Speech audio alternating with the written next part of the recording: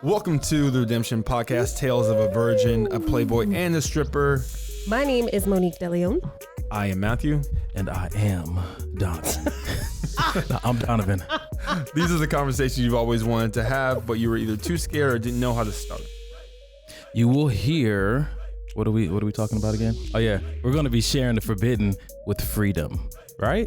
Yeah, 3 different perspectives, 3 different paths, but the same good God. So join us as we dive right into today's topic of lust of the eyes. We talked about a lot of stuff last time, and I know we talked about lust of the eyes. Yeah, we did touch on that, lust of the eyes. Big topic to cover, and I said, hey, we're gonna cover this next time. So I'm not shying away from it. We're gonna go ahead and we're gonna talk about things like sex. Yeah, and let's dive right into it. Sex for marriage, sex whatever. I'd like to dive right in where you ran. That's why I'd like to dive right in. You promised you guys gotta hear that you the would tell us. Previous yes, one. you need to go listen to the last podcast if you're confused about what I'm talking about. But Matt promised us, as his co-host and the listeners, that he would tell us why we would evoke or bring in sex ingredients, okay, like sending nude pictures or, I didn't say nude pictures. Why we would engage in any kind of activity where the big end game is sex. Okay. Why would we do that prior to marriage? So, talk to us. I think that really comes down to the two individuals. It comes down to both people saying, hey, these are our limits. Okay. This is where the buck stops here. Right. I'm assuming we're talking about two people that are obviously in some type of relationship, whether it be Christian, whatever. And saying, hey, I'm comfortable with hand holding. I'm comfortable with kissing, but I'm not comfortable with blah, blah, blah, blah. All right. But that I think the listener would like to know what a blah, blah, blah, blah is. What might you mean by a blah, blah, blah? Listen, everyone has their own blah, blah, blah, blah, blah, blah. Okay. Whether it be groping, whether it be Matt, what is your blah, blah, blah? Matthew. Like I told you before, I'm still buffering. And I'm only at 65%. All right, there we go. Must be do not have to go into details. My blah blah blah is yes. I am currently celibate. That is my buck stops there, and that's what it is. Now, there are some people that may agree and may not agree with my own personal blah blah blah. All right, and I do think that it's okay to be sexual with your partner. I think there obviously has to be a sexual attraction. There has to be some sense of sensualness in that passionate relationship. So yeah, there's going to be a little bit of touching and kissing and caressing and things of that nature, but that all depends on what you two, all right, two individuals that are together, okay, all right, where that limit is. Now, if you both believe, hey, you know what, this is probably getting a little too hot and heavy, it needs to stop, then that's where it needs to stop. All right, Mr. Matthew.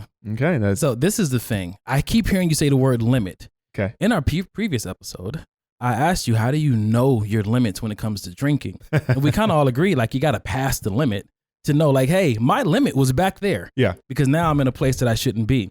Is it the same way when it comes to interaction in a dating relationship?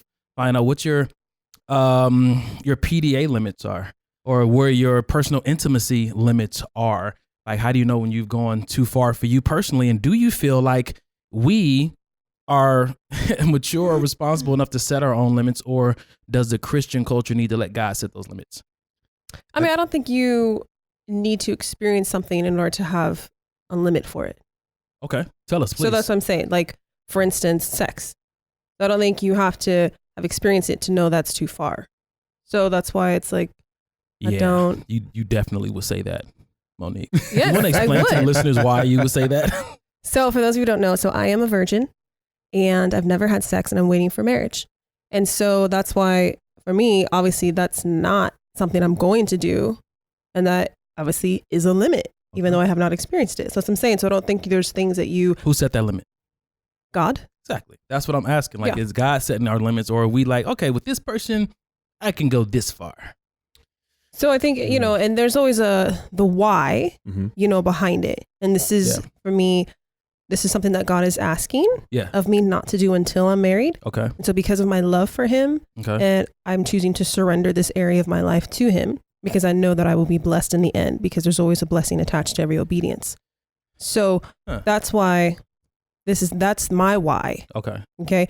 And then, but when it comes to other things and being physical, definitely it's like Matt said, I think, you know, you talking to whoever you're in a relationship with, and it's something that, you know, for you, because you don't ever want to get to the path, to the point of like no return. Like you don't ever want to, because you can. You want to know where my point is? So you're Bruh, is I have a low tolerance for alcohol and for intimacy. My limit is so close. You can't handhold. You can't handhold. I can handhold. I can't hold the hand. I told the last girl, it's too far. It's too far. The last girl I dated, I said, hey, listen, so I think that we can kiss, but we probably shouldn't involve any tongue, because I really can't stop myself after that. It is very challenging Okay. for me. okay. It's like I pay for the ticket, I get the popcorn, I get my food, and I go in there and you're not gonna play the movie? Like, This is why. like, why am I sitting in this theater? I don't want to make out. Like, This is making why- out is like money. It's a means to an end.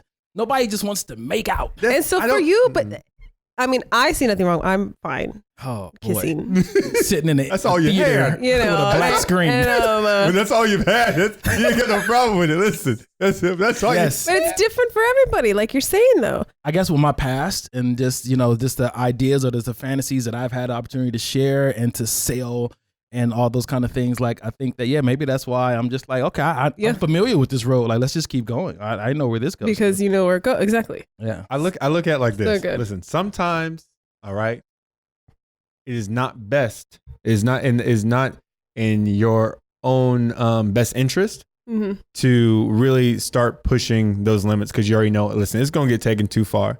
All right. Yeah. And sometimes you can't eat the whole Thanksgiving meal. All right. Okay, you can't. Can't. Okay, you can't, because that is not in the context of your relationship. That is not in the context of your spirituality. Okay. So, can you? Yes. Should you? No. Okay. And then, listen, just gotta be happy with the Hot Pocket you got, because you can't have full supper. Okay, eat the Hot Pocket, be happy with it until you Wait get a the full. minute. Yeah, that's right. All right. Yeah, that's right. There You it can is. only Eat the Hot Pocket. just eat the Hot Pocket. That's all you got. All right. So you're saying that foreplay is okay?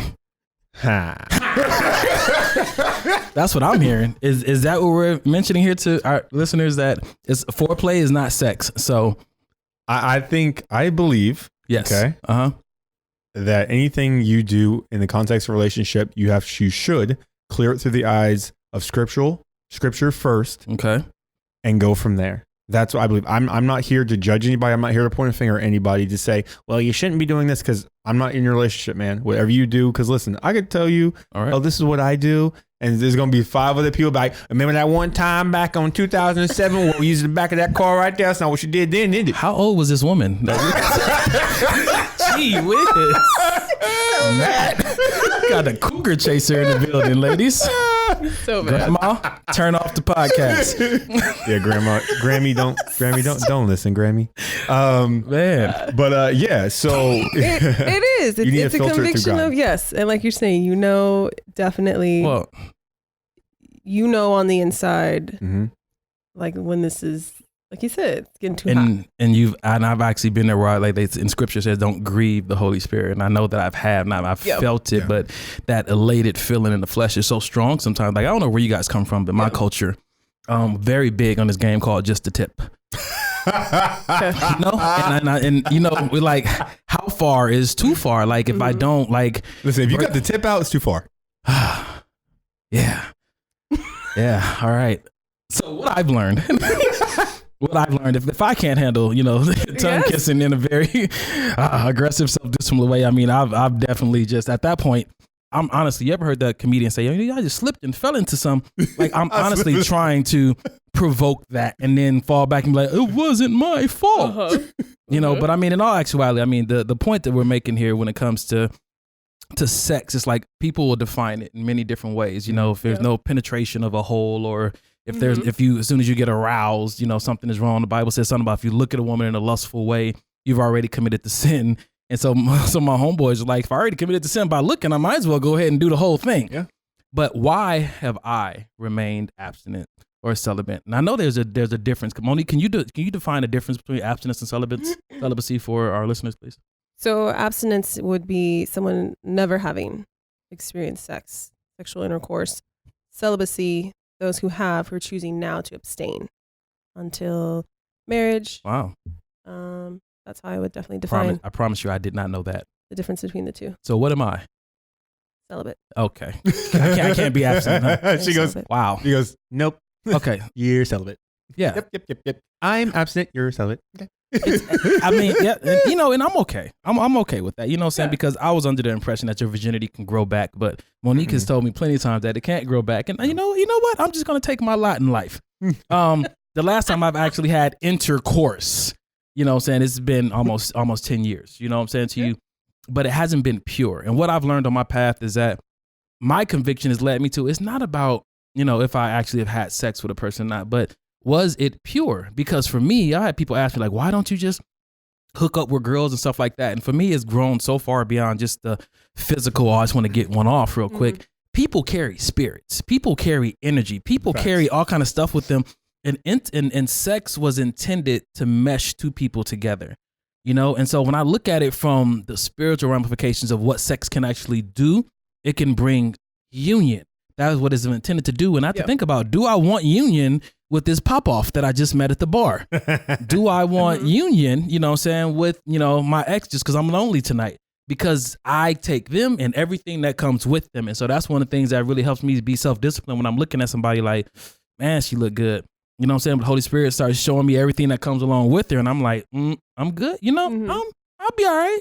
And then the struggle is not masturbating. So, I mean, there's a process behind this thing. But anyway, that's one of the reasons why I've chosen to, I'm not to celebrate. Celibacy. Because I'm celibate. I can celebrate. I'm a celibate. I'm glad you brought that up because there really is, like, just even scientifically, when you engage in intercourse with people and even what it does and how it releases in the body. So it's more than just the physical act of it. STDs, the spiritually transmitted diseases. I remember being, look, okay, let me tell you this. Spiritually transmitted depression. I remember that too. I remember being in high school, and this was definitely one thing that Red Cross had come to my high school and to donate blood, and you had to be 16. So it was only the juniors and seniors that could donate blood. Okay. I had a friend that was a part of the student body council that helped organize all this stuff. He did all the activities for school. He told me, I don't know how I found out, but he told me because he couldn't believe what he heard. The Red Cross cannot use 25% of the blood that was donated because it was filled with STDs and HIV. And that's just from this HIV. That's just from the 16 and 17-year-olds that donated. Yeah, I'm not telling you. No.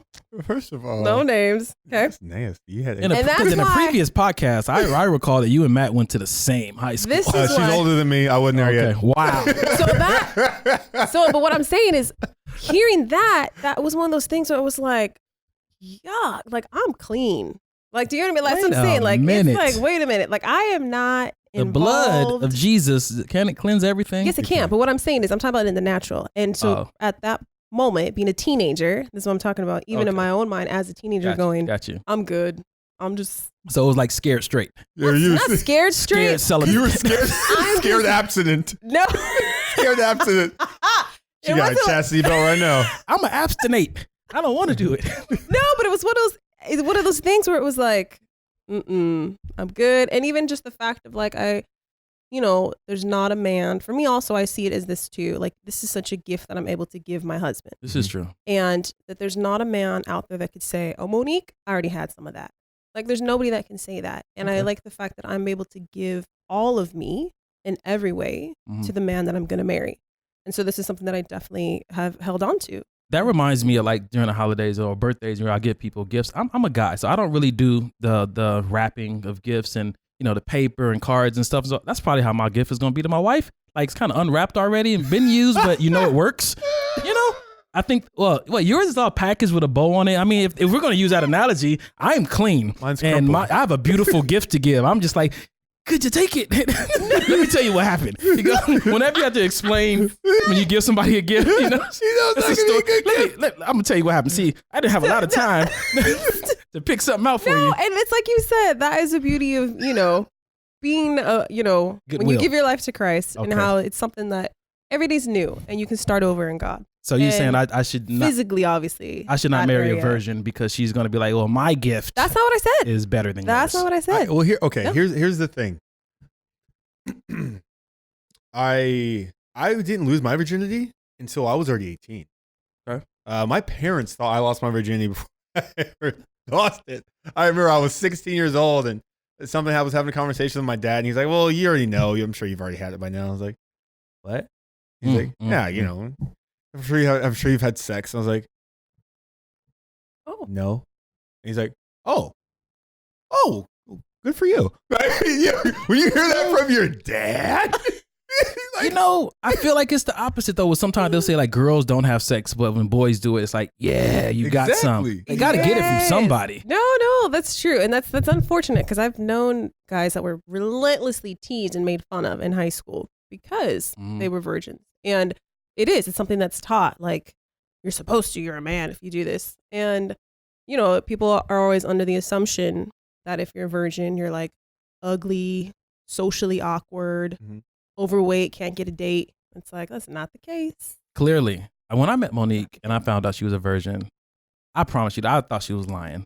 everybody Like does. that is impossible. Like, how in the world does that happen? But it was very inspiring at the same time. And so I went and told everybody. I told all my friends. and- You ever show everybody her picture? Yes, Hey, look at this. exactly. Hey, this is the virgin, I man. put the picture Hey, look with at the it. virgin, man. Like, it's not because she's bad on the eyes. You know what I'm saying? Like, and that's no discount to anybody who may not be trending when it comes to the looks or whatever in their version. But I mean, you know, it's what's attractive changes from generation to generation, you know? Yeah. So yeah, I mean, but I just use that as an example of like, you know, help people who might have excuses about, well, you know, look at me. How could I stay a virgin? Well, look at Monique. You know what I'm saying? Well, see, Thanks. so Thanks. Appreciate the compliment. Thank you. that does not mean Yes. Uh-oh. Oh boy, you hear the laugh. because now when I said I was a virgin to 18, that does not mean that I didn't do other things. Okay. In my mind, all right, especially my juvenile mind, I was like, well, I could do everything except for sex. I didn't really understand the concept of having a clear mind. I didn't understand the process and the scriptural basis of coveting and lusting and stuff like that. Now I knew kind of like you shouldn't lust after people, but I was like, I couldn't, especially when you're 18, 16, 17, and you know, you're having all these hormones go through your body. It's tough. It's very, very tough. And I remember I'm 39. I still got a lot of hormones. I still got a lot of raging hormones. inside of my body. Raging. The perfect storm. Sorry. Go he ahead. needs to find a wife. Few of them. Just one. Just one. Just one. Just one. We're not Pray for Mormons. Donovan. You need to find one. A healthy one. But but with that being said, I think that was one of my biggest takeaways when I finally did have sex. You know, there was just so much. I mean, first of all, I don't care who you are, unless I've heard so many horror stories of people like, oh, my first time I had sex, it was horrible. And I can tell you right now, the first time I had sex, it was bad. First time, most of the time, 97% of people, their first sexual experience is usually not good. 97%? I'm gonna say because there's a few out there that maybe had some magical moments. 3%. I'm sitting right here. There you go. That's good Yeah. for you. Good, Bart. Good. Really? Good for you. Really? I don't know. I don't Was it know. good? What I are we don't know. promoting here? But so years later, after I walked away from Christ and I was out just kind of doing my own thing in the world, I found out the hard way about those soul ties. I found out the hard way about, the people that you lay with. I mean, me going to those events, me going to those parties and having just this open type of, sexual Buffet. Buffet. Mm-hmm. I started wondering, why am I having anxiety? I never had anxiety before. Why am I having depression issues? Why am I drinking more? Why am I partaking in other things that normally aren't me? Mm-hmm. And it's because the people that I was with, the people that I was laying with, and I was having all this promiscuity with, were having these struggles. And you carry that. And people don't want to talk about that. People talk about going to the club and popping bottles and having fun. Don't get me wrong. I like going to Vegas. I like going out and having fun. All right. But with that being said, I've done that, and it does not, it's not appealing to me to just go out and just do whatever oh, you're sexy, let me lay with you. Oh, you're cool, let me lay with you, and Mhm. have multiple people on a night. Even when I was in the lifestyle, I wasn't that was not what I was about. Okay. Because I realized I just didn't have that kind of a spirit. That was Okay. to me, that was like, So let me ask you though. So we talk about, laying with somebody and we talk about all these bad things that we can get from them. What about their good traits? What if they're a happy person? Can we become more happy if we lay with a happy person? Like, or are there just the negative things that we pick up on? No, I had, have sex with somebody with good credit. Like, does that mean I'm more financially responsible? negative. A negative. You I'm just trying to see if there's any, because it's almost like when women, like, say, I'm gonna get a sperm donor. They go through the list and turns out I want a guy who had an MBA and, say, comes from a good family. Like, is that kind of checklist? Like, what's your credit score? Put your clothes back on. No, this is not happening. She's like, I got a 550. She over here patting her. I got a 550. I got a 550. You're like, you know what? Thank you. Wow. We'll keep you on file. No, and You have a virgin credit score. You just We'll keep you on file. And why though? Is because Why? Well, I believe because that's not the intention of sex, and so I feel like you are trying to abuse something that God created, but that has better intentions. So you're not going to pick up the good, quote unquote. You are just going to spiritually attach and grab the negative. Spirit will. Because Christ is not involved. He's not in it. Okay. All right. Well, that's a that's cool why. perspective. Thank you, Monique. Yeah. Never thought about it that way. I have a question. Yes. Oh boy. Matt and his questions. Ooh, this is a good one. Oh boy. So, when it comes to sex before marriage, Yeah. what about Mhm. people that they're together, Mhm. they're engaged? Mm-hmm. Oh yes, I love this already. So the question is, when are you married? At the proposal, which is the engagement, at the actual wedding ceremony, or once the paperwork has actually been filed with the courts? When are you married? When can I consummate this marriage? Well, engagement. When I is put a not ring on it? marriage, though. When I put a That's ring on, I bought the cow. So what do you do? What do you Gotta do have the differently milk. at Is the not engagement married. that you do I'm differently? not at the calling wedding? women cattle. I apologize if you're offended. He's a cowboy. Forgive him. Urban cowboy. urban cowboy. Urban cowboy. A big truck. It's not. Engagement is not the same as being married. Okay. So, but that is a good one when you say signing the marriage license or the ceremony. So I've heard recently that the signing of the marriage license is really giving the ownership of the marriage to the state that you sign it in. If you don't sign it, the marriage belongs to you.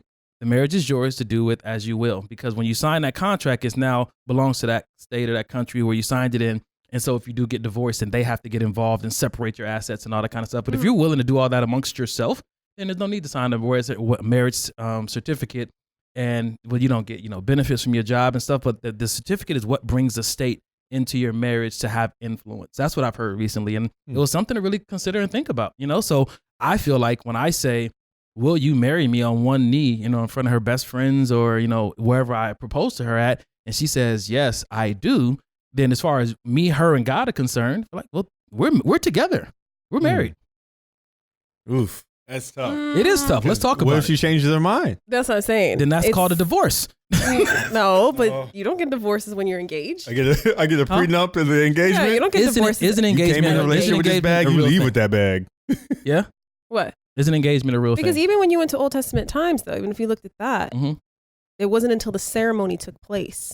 So that what you in the Old then- Testament time, what did the guy do between the proposal or just the request of the father until the actual ceremony? He went to prepare a place for her, just like Jesus left before he marries the church and said, I'm going to prepare a place for you. Yes. Or So- did he already have the place prepared before he asked? Well, Jesus said, I'm going to prepare a place. So I don't know. And that's why she waited until he came to get her. and He they wasn't had the around her, so ceremony. wasn't tempted to consummate That's prior to. facts. I mean, And that depends. That also depends culturally because a lot of times they got married a lot quicker than Yeah, we do now. they weren't waiting a year. They were like, yeah, it was oh, quick. It hey, was- Ethel, so Tuesday I asked, we're getting married on Saturday.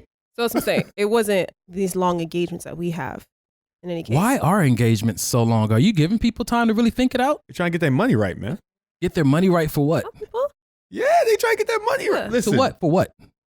have The marriage. a big wedding. I thought the father-in-law was supposed to pay for the wedding. No, listen, people What if she broke doesn't out have a here. dad? Yeah. You guys are married into the wrong culture. Listen, this is my understanding What of if it. the father paid for the first wedding? Oh, No, real talk though. What That's if he paid true. for the first one? Does he got to pay for the This second is one? his child. He got paid for two? It's his child. Oh man. Huh? I hope When you I have never kids, have a Matt. little girl. No, that's- So The fifth this is my understanding of it. So I mean I joke a lot about this topic, but when I talk to I do, I'm a life coach.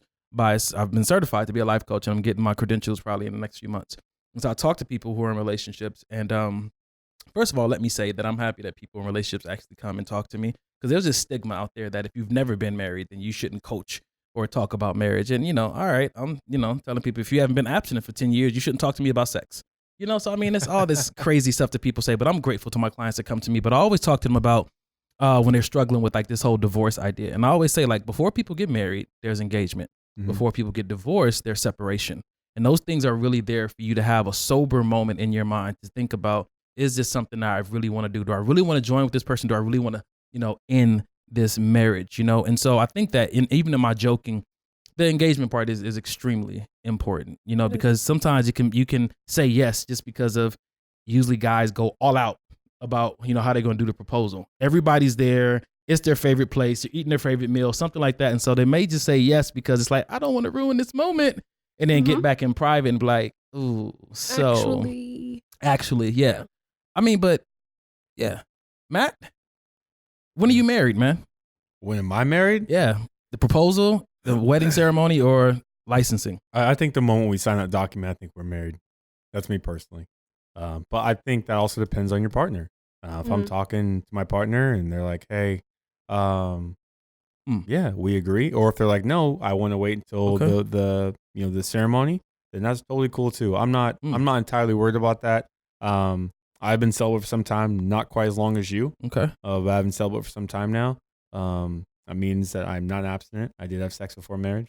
And I think that's my walk. And it's interesting because, again, we were raised in the same church, grew up in the same area, and I wanted to have sex. I was like, I want to be, at some point, I just wanted to be like normal. I just wanted to be like everyone else. So I finally gave that up, and then for me, because of some of how young I was, and because of me not really knowing some of the addictive behaviors I was associating with that, it really grew to be a problem. It really, really grew to be a problem when it comes to sexuality, when it comes to pornography, when it comes to women. Well, I tell you, it unleashes a beast Bruh. that can only be caged, or not even caged, which is meant for the marriage environment or atmosphere. Like that's where that beast wants to be. You know what I'm saying? And I guess the beast is a bad way to say it, but that's where that power wants to be. I think the Song of Solomon talks about awaking love before it's time. Yeah. And how like who can put it back to sleep? No one. Rawr. So Mono, what about you? Like when this guy does propose to you, like when are you married, and do you plan on signing your marriage over to the state? That's a yes. Yeah, I know, you're so lame. I would say that's hard. I just might elope. Oh, that's enough. You try to get it in. What is a wow? I just might. Listen, we ain't got a lot of time. We gotta go. I got a gift. Come and get it. I got a special gift. I'm tired of waiting. I think okay. So I mean, this is it. Never just starts at sex. Oil? It starts with temptation, Yes. right? And so like let's talk about that for a little bit. When it comes to the temptation that leads to sex, and I think about some of the the big temptations out there. But what are some of those for you as you're abstaining? What are some of the greater temptations that you try to resist on a day-to-day basis? I mean, even this is for me. This is even why I don't watch movies that even have like sex scenes and stuff, because it's one of those. Yeah, no, I'm like. You don't watch TV any. Well, I don't watch TV. You can't if you don't. No, I really don't. I don't watch TV sex. anyways. But I just try to, because it's one of those things. Because like I think people feel like because I'm a virgin, I have like no hormones, mm-hmm. and it's like I still do. Do you have the gift of singleness? No. Explain to people what that is, if you could. So, definition of the gift of singleness would be like people who feel they're just called to a single life and they're actually okay with that. And they have don't really have the desire to be married or have kids. Like I know a man at my church, that's him. He's totally fine. He says, I love being able to come and go as I please. I'm not responsible for anybody else, only myself. I can do whatever I want, whenever I want. I don't have to check in with anyone. And he loves that life. So for him, he's totally fine being single and by himself. All right. Now that's not most people. Got you. But so back to your question though, what biggest temptations? You're talking about the area, like sexually, you're talking about. Yeah, area, right? yeah. Sexual temptations. It's when in a relationship with someone, definitely. Okay. Because kissing and touching, and I'm okay with that, but it's definitely, when it starts to get too far, and that's when you yourself have to pull back. And because it's like I'm a woman. I have these desires, and they're totally normal, and there's nothing wrong with them. But it's like at this time, I don't want to act down on it yet because you're not who I'm committed to forever with. So, but it's, that's again, where it goes back to keeping boundaries that you have set because, Matt, biggest temptations. Ooh, I got a whole box. A whole box of temptations. Temptations. It's not even just like Come on, Pandora's box. Yeah. Shut it. Oh, closet full of temptations. They're coming out. Wow. Temptation. I'm tempted right now. I think the biggest thing is when it comes back to the lust of the eyes, right? Okay. Whenever, especially for men, all right? Mm-hmm. Man, that is the gateway to our mind. That is a gateway to everything that we just, I mean, I'll tell you right now, every man at some point in time has saw a female walk by and has just had a blip of an imagination of, I wonder. Just a blip of an imagination of, I wonder what's really behind that. And that really just starts to cultivate in your mind like this lustful, coveting type of stronghold. A stronghold in your life. Yeah. And from there, it goes from a thought, and then soon enough, kind of thought? A mental thought. A mental thought. A mental thought. There you go. Because we did talk about thoughtiness last time. Yeah. It starts off as a thought, and then soon enough, it will become an action. Whether it's an action with somebody else, or whether that's an action with yourself. Okay. Now, I know there's a lot of guys and some females probably listening to that going, "Oh no, come on, we're gonna get to that point." Listen, guard your eyes, guard your heart, guard your spirit, because the moment, especially a man, because we're very visual people, the moment you stop watching your eyes is the moment that it's only a matter of time that you will build pride, and then after pride comes the fall, and that's just the way it's always going to be. So my dad is 67 going on 68.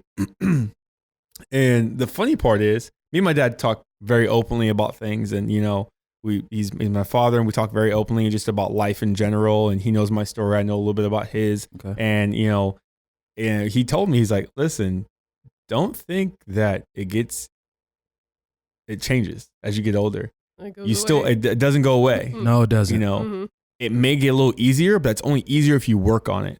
If you never work on it, it stays just as hard." What is the it that we're talking about working on? What is that it? Work on it.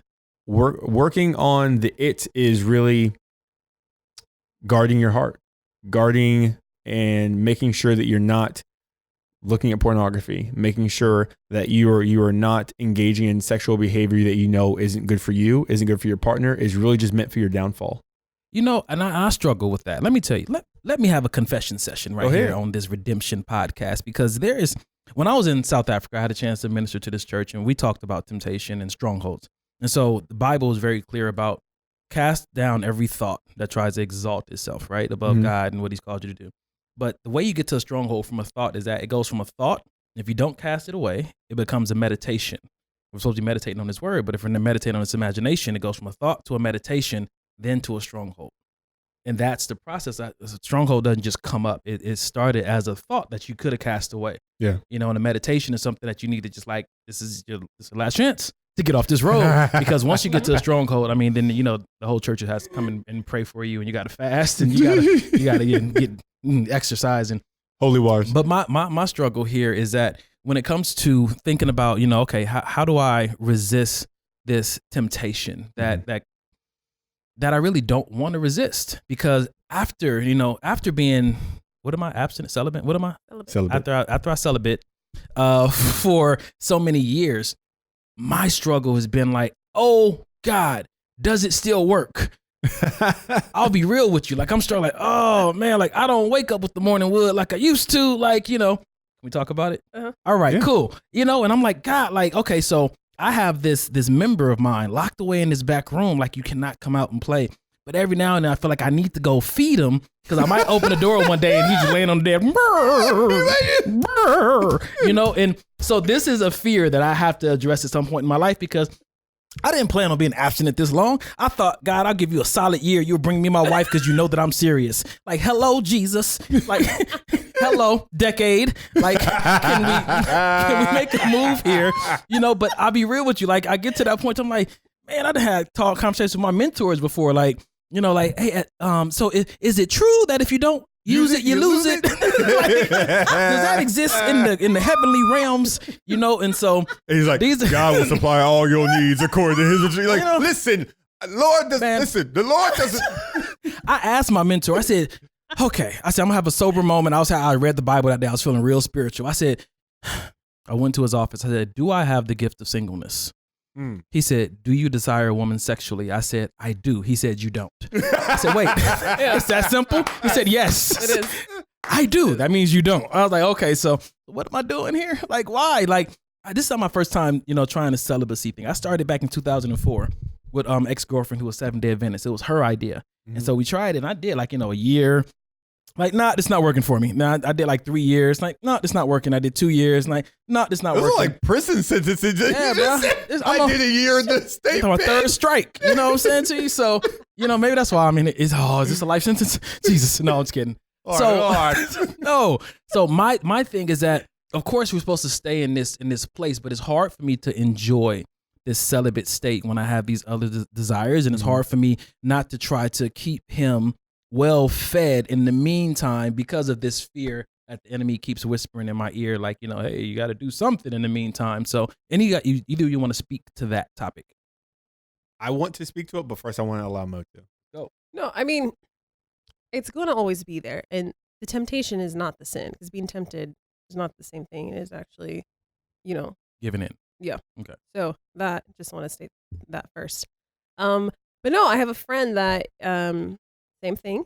He's remaining abstinent, and he says how sometimes there's just so much is built up. You just gotta release.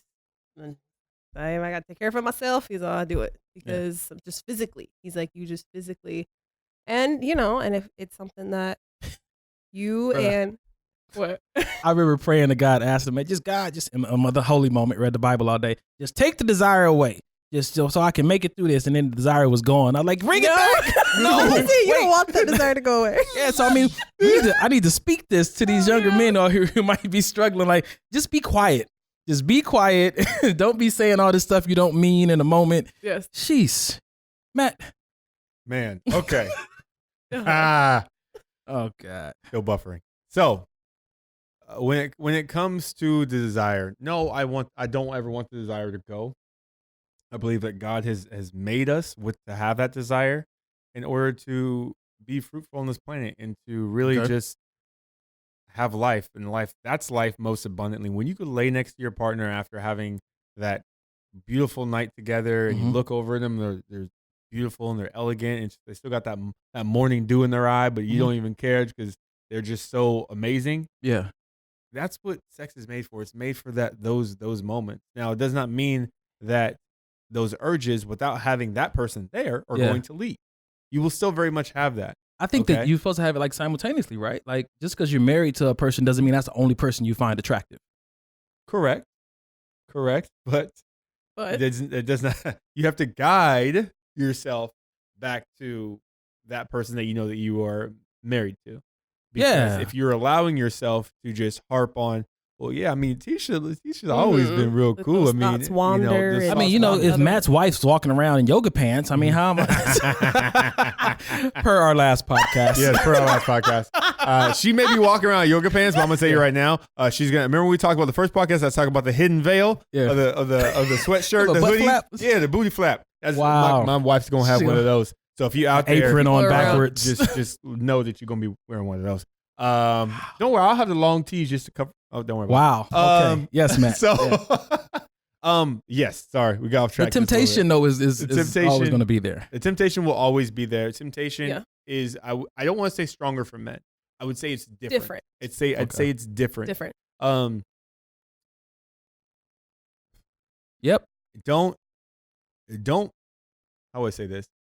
Don't spend so much time wishing and praying for that to leave Mhm. because you are still thinking about it. I got you. By praying and wishing and meditating on it, God, take this from me. God, take this from me. Yeah, take this from me. Yeah. You're still thinking about it. Yeah, I got you. So have your prayer, have your meditation, Mhm. and move on. It's easier said than done, but I can guarantee you. Yeah. I can guarantee you. Listen, boys, men, all right. You can't keep a heart on when you're reading the Bible. Just letting you know. Why do I want to practice? No, I don't see if that's so bad. So Pray for me. and don't be sending me weird stuff.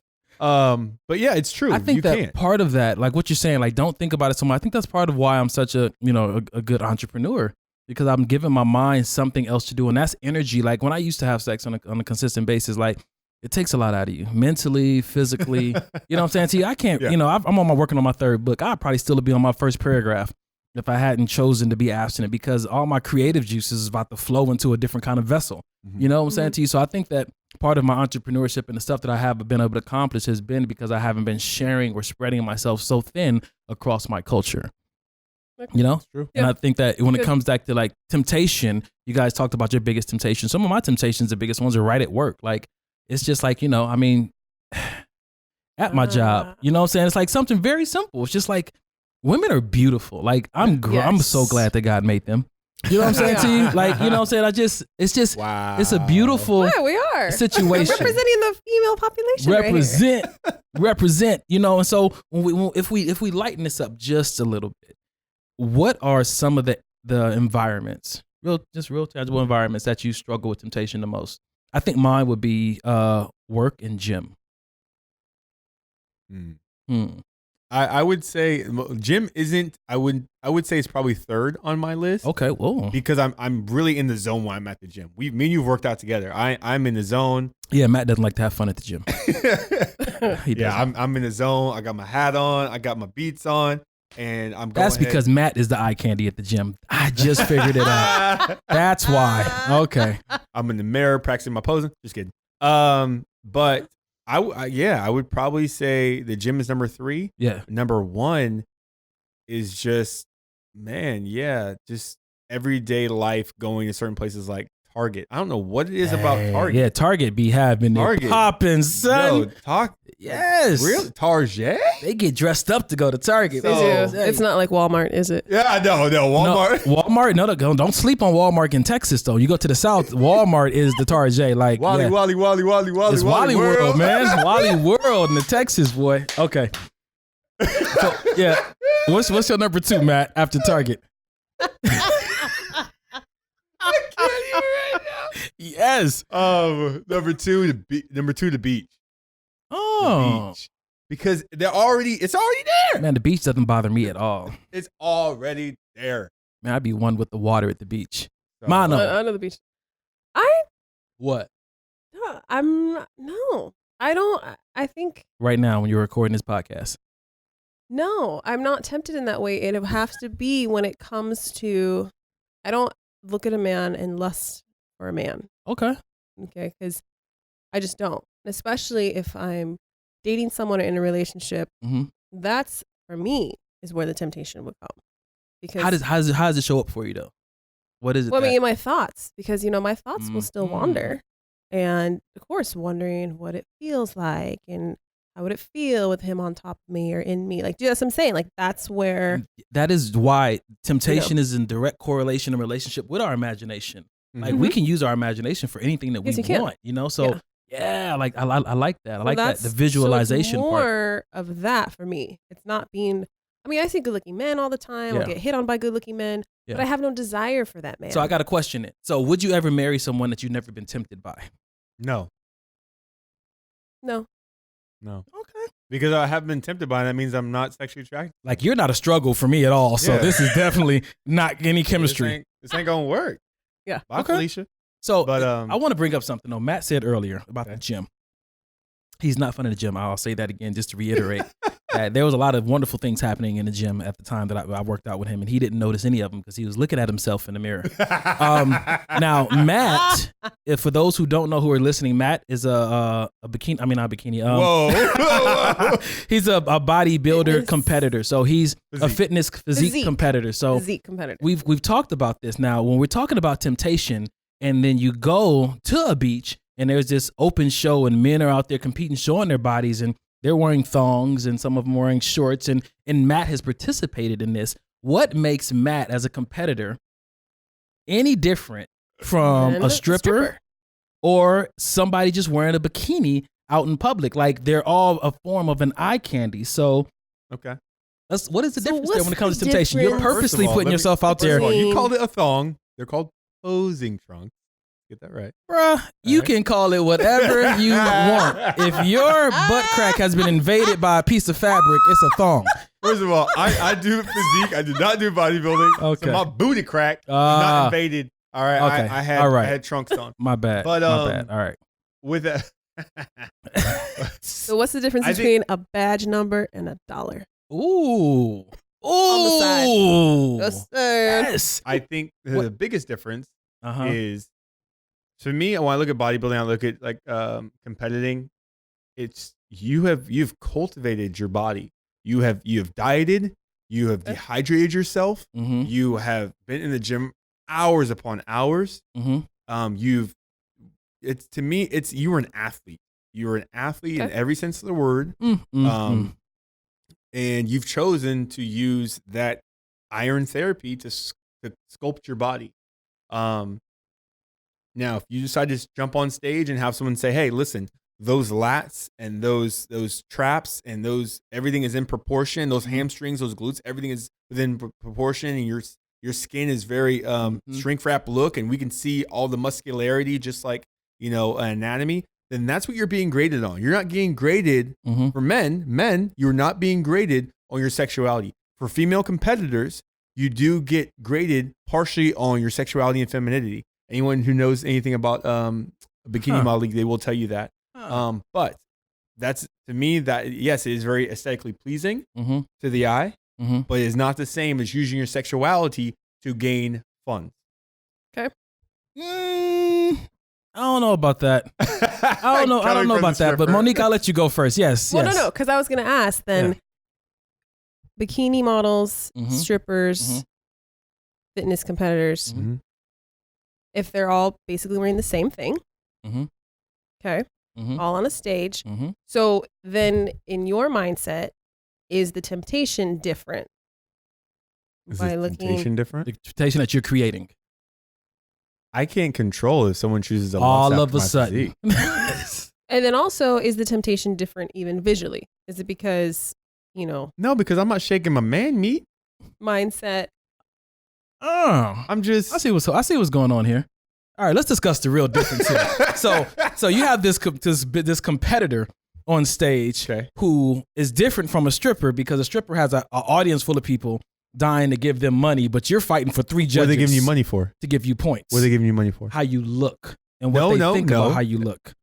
Thank you. Thank you. It's about the idea that you're imparting in their mind of sexuality, and then listen, the reason a man watches pornography is because they go, "Oh, a man and a female." He goes ahead and he takes out that man and interjects himself as that man. That's exactly what the female is doing to you or somebody else who happens to be a stripper. They go, "Oh, he's dancing like that. I want him to dance and interject myself and dance on me like that," and you're becoming a sexual object. And if as a physique or a bodybuilding competitor, it is, yes, it's aesthetically pleasing, but they're not looking at you like, oh, like no one, first of all, if you've ever seen anybody competing, no one ever like, yeah, look at that. Like, no, they're like, oh my gosh, that's a very, very good looking man. But most women don't even find that attractive. I can tell you right now, there is more guys that are built well. You will see them at a bar, and a guy will mush his own girlfriend in the face to be like, dude, how would your arms get so big? Because the girl goes, I don't care. Now, granted, if he's driving a Lamborghini, she'll mush that dude in the face and be like, hey. But that's a different kind of girl. Monique, so, it's different. Do you agree with this guy? Well, I mean, I see what he's saying about how, yes, it's different in the sense of the purpose of stripping and the purpose of competing. The purpose of it and the bikini model. So the bikini models versus strippers, that's a little harder. Everybody's just trying to make some money. That's a little harder. But you don't even make that much money as a competitor. Like if you do an NPC the thing show, about it, you're trying to. So I used to shoot bodybuilding shows for about 4 years in Texas. Before or after you're stripping?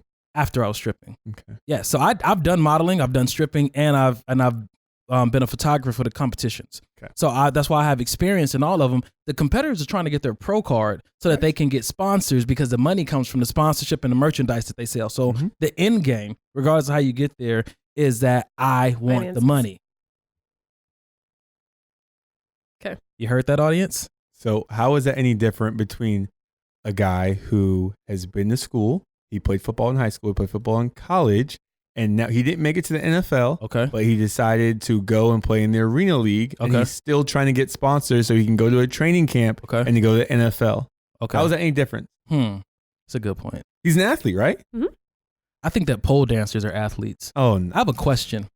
Is it okay? Because it's trending right now. Just a little back step. It is. Is it okay for young Christian ladies to take pole dancing classes as a form of fitness? Because the Christian community already frowns upon people doing yoga because that's worship to an idol god. Yoga? So, Really? Yeah, bro. You can do yoga? When you look into it deeper and stuff. I mean. We won't go into it, but Okay. anyways. Monique, would you do a pole dancing class? I think I would. I know that it's a. I am shocked. I have a little I actually always wanted to try it Wow. because I do know it is. You know how many I'm guys shocked right now too. are like, oh yeah.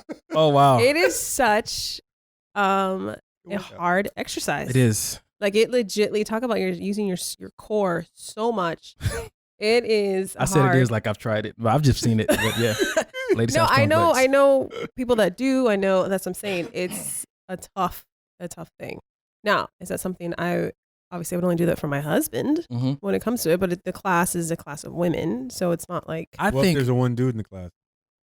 he's most likely homosexual if he is in the class. Wait a minute. That's why I said most likely. What if Donovan just wants to, Because if he's like also a dancer or, that's typically, I mean, all the people that I've seen that I know, and even the men that are in her class are. So I wouldn't be sexually arousing in that way for him. You see what I mean? So that's what I'm saying. That's why I said most likely, not all. Okay, I got but, you. So that's what I'm saying. I know it's a great. I've always wanted to try it because it looks really hard.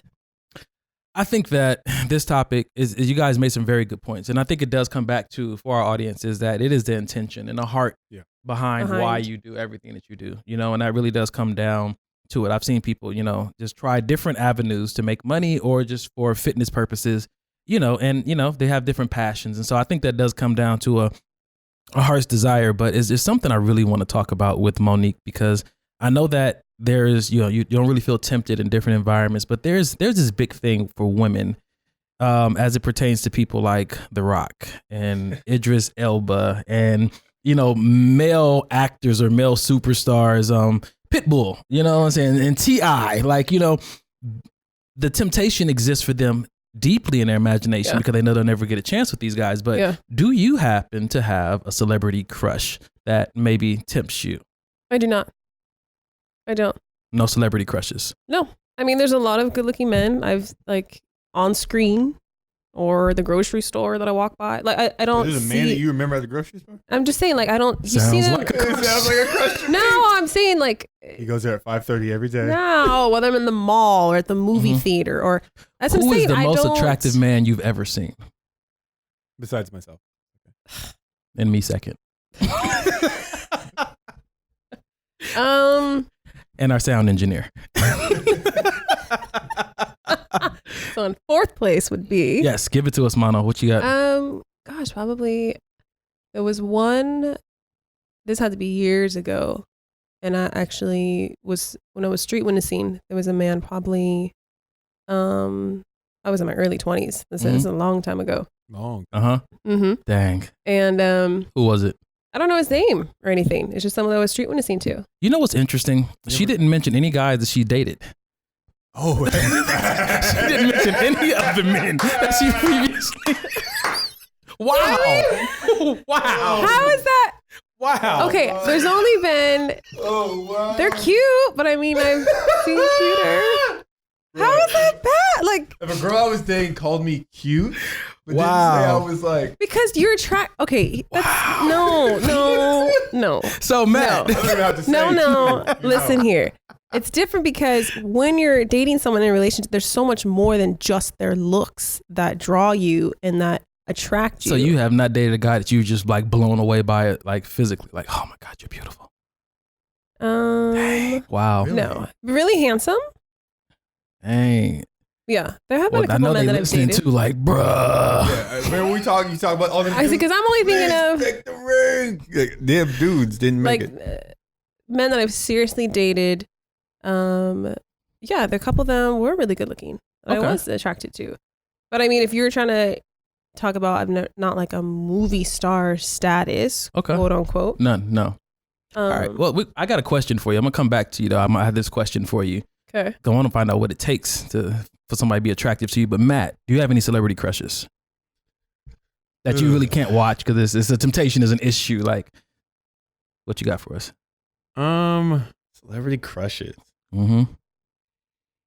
Man, there's quite a few. I'm not gonna lie, it's quite a few. Mother Teresa, Joyce Myers. What? Matt likes older women. Oh my goodness. All right, Robbie Margot's one. Robbie Margot? Yeah. Who's that? An actress. Oh, what's her actress name? What movie was she in? She's been in Wolf of Wall Street. She was in Suicide Gang. Suicide Gang. Suicide Squad. Suicide Squad. Which one was she? Yeah, was she the Joker's girlfriend? Yeah, she was Harley Quinn, man. Oh. Yo, it's Harley Quinn, man. That probably wasn't a good reaction, was it? She's amazing. Yeah. Okay. Go ahead.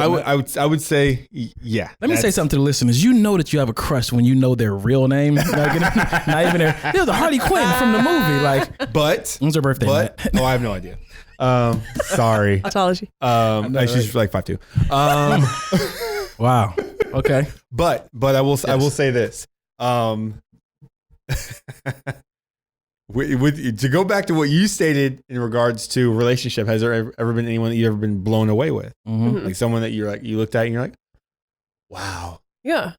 You said there's all right. There's a difference between saying, oh, someone's attractive and being like, someone is jaw dropping. There's never been anyone that you've dated that you were like, bruh, this person was jaw dropping. She has no one. If you have to think that long, it's a no. Yeah. And that you need to find that dude.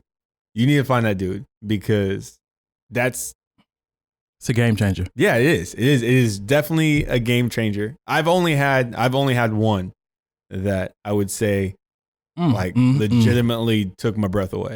I've only had one. Like, who do you guys choose to date? Jesus.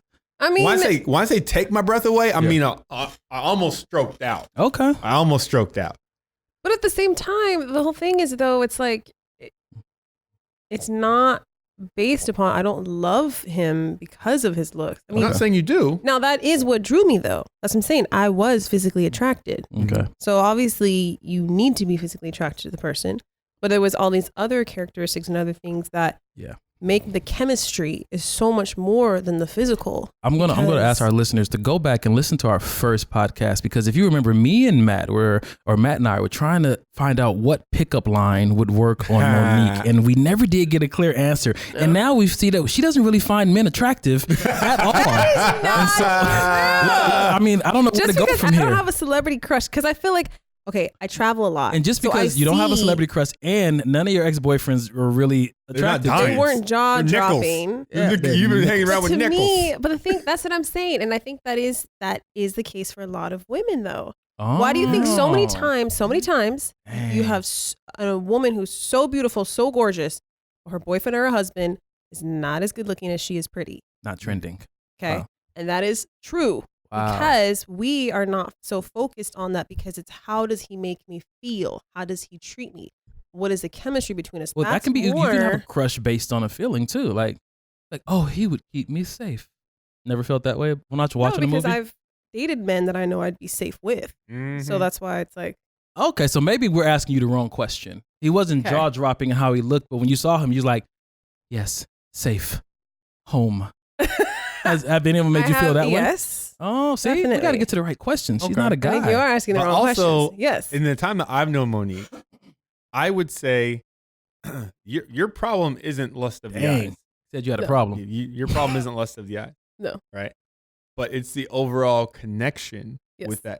with individuals. Sometimes, you shouldn't even have connections with certain people, but Yeah. you're like, well, it's just it. So it's the overall, it's just, I'm going to tiptoe. But it's Mhm. the overall connection is what really gets Monique. Yes. And that's what I'm saying. It's the chemistry because that's so much. There's been two men that I'd say there's such strong chemistry where it's like being around him was even hard because it was like physically Nice. getting involved is so easy Mhm. because the chemistry, that's what I'm saying. So it's not the looks. The look. Obviously, yes, the I'm visual. attracted. He's cute. Yeah. And other people would think he was cute too, but not jaw dropping. But Oof. that's Is where. you telling me it wasn't jaw dropping? No, I didn't tell him he wasn't jaw dropping. If a girl came to me and was like, I was seeing, she'd be like, oh, you're cute. No, check this out though, Matt. I've had women walk up to me. Now I'm looking at it differently. But I had women walk up to me and even in relationships tell me like, I feel so safe with you. And I'm like, okay. And that is very I never knew how big of a important. compliment that was. Yes, that is No, that's a big very, compliment, yeah. Bro, I'm about to leave all this manscaping alone, bro. I'm about just I'm a just safe burly it dude. out. It's very I'm a safe important dude. because I'm just going to get a beer in the gut. I'm safe. Do you feel safe now? Uh-huh. no, gotta it's brawny it up. very important for a woman to feel safe. All right. Okay. And so that is, right, cool. which is typically why women like a taller man most of the time. Okay. Because, Well, but I'm single. It's, so many girls like, if he's under 6 foot, I'm just not gonna have it. Like, So many I'm women- 5'10". Give me a break. I used to be like that too. But I've dated men like your height and you Mm-hmm. got muscles, so I still feel safe. So I'm I'm good. wider than I am tall. You I'm are. safe. And Built that's- like a shed. And that is I feel like a Built like a bomb shelter. That's tough shit. Nothing's gonna penetrate this relationship. well, see, and I Duluth. dated a guy. Yeah. Matt's a treehouse. That's Yeah. it. That's gonna come down as soon as the storm hits. Oh my goodness. Yes. But it's true though. Women like to feel safe. Okay, this is why, and it's no offense to shorter men. But if you're 5'7" and weigh 140 pounds, Ooh. that's for me. I weigh carry- more than you. Like I just don't. Just carry a bigger gun. That's keeps them Yeah, safe. that's what I'm saying. It's one of those things where it's like I tell you though, my boy's pops is I don't even know what degree in black belt and something Aikido or something like that. And pops is around 5'6", and the most dangerous man that I know. You know what I'm saying? So I think Yes. safety, you definitely be the better gauge it on a different no, kind that's of true skill. because you 'Cause should. He put me I in feel my like, place a few times, and I did not like it. and that's good. But I feel like a lot of times men don't take the time to invest in things like that. I got you. Okay. I'm happy You know what I that, mean? that we tapped into that because that gave us some revelation. I hope that the listeners out there, if you really got some out of that topic, please shoot us an email. Yeah. The Redemption podcast is it redemptionpodcast@gmail.com, right? Redemption podcast. Yeah, at I would love to gmail.com. hear about that. Yeah, because that was a good eye-opening thing for me. So now, when I think about my celebrity crush, now I'm no longer worried about her finding me attractive. Like, does she find me safe? Like, and I think this is an issue in a lot of my past relationships because there were so many women that did like me that I would have people say, well, I didn't in this moment I act this way because I didn't feel safe. Like you had too many onlookers and stuff. So I'm really playing with this word now. Like, safe, yeah, safe, safe. and even that's even where provision comes in too. Who? Because just provision. provision Oh, okay. being provided for. Okay. Woman, and that's why they say women go after rich men because they want to feel financially secure. Okay. And that's even where that comes in too. Will he provide? Can he provide for this family? Well, It's- what if the woman makes more money than the man? Because my celebrity crushes all make more money than me. Right? I mean, That definitely would We have got Tony to- Braxton. We got Really? You got Tony Braxton? Tony Braxton and Halle Berry with them short haircuts, bro. I've been a fan since out before puberty, man. Like, yes. They're gonna be a menopause. You still gonna be a fan? Like, if you've seen them lately, they look like what's the black lady? Stella got her groove back. She looks better than some of these 25-year-olds you've seen. I mean, the woman is beautiful. Eva Longoria and well, those thick accents. I don't care where you from, just a thick accent. Woo, like Selma buddy. Hayek. You know, Selma. Oh, Yeah. she got to be at least 80, but Selma you know, Hayek. it's all good. that gets me until we start arguing, and then I can't understand what you're saying because you're talking too fast. I would love to argue. Yes, I was wrong. Tell me how wrong I was. I'm paying the rent around here. Don't be talking to me in other language. I don't know what you Please. said. I'm over here with Google Talk trying to figure out what you said. I'm just gonna start talking back in the spirit. Like, yes, I was. I was a bad boy. But I think that's just so fun for me. But I do have to be careful with the whole celebrity crush idea because there was something that me and Matt was talking about, and we don't probably have enough time to touch on all of it in this episode. But when you're talking about sex and how it is preceded by temptation, and how we have fun things like celebrity crushes or just anybody crushes, and how we create a file for them in our minds. Yeah. We have a file called Celebrity Crush or Guys Who Make Me Feel Safe. And this is something that I don't know if Monique, if you really know about this, but there's something called a spank bank. And so a spank bank is what fuels self-love. Self-love. I'll say it that way. So there's people talk a lot about porn and porn being a big issue for men and stuff, but there came a point in my life where I had so many events that I've been involved in recorded in my mind that I didn't need a website. I just needed to tap into my spank bank. Spank means you're going to beat off to the bank of recordings that you have in your mind, moments and scenes from movies or moments you've had with a person. And I think that I have to be careful with this whole idea of celebrity crushes and even women that I see at work or at the gym, because if I create this file, that file always somehow finds its way to the front of my mind before I go to bed at night. Yep. You know, and that creates for me another obstacle to have to overcome. You know, and so were you aware of the word spank bank? No. Spank bank? Is that a man? That's definitely more of a man thing. I don't think women. I've never heard of women that spanked it. I've never heard women of have more like they have like a bean book. Yep. Or something. Nothing. No, sorry. Okay. Yeah, we're not diving too far into that one right now. Sorry, you guys. I apologize. But we how are. much time do we have? We are going to So talk talk about about this some segment. things in the next podcast. So feel free to tune in. Thank you so much for listening to the Redemption Podcast, Tales of a Virgin, a Stripper, and a Playboy.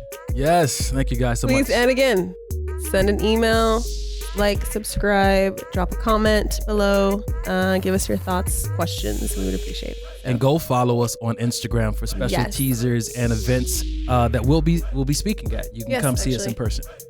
Yes. All right. Yeah. Redemption.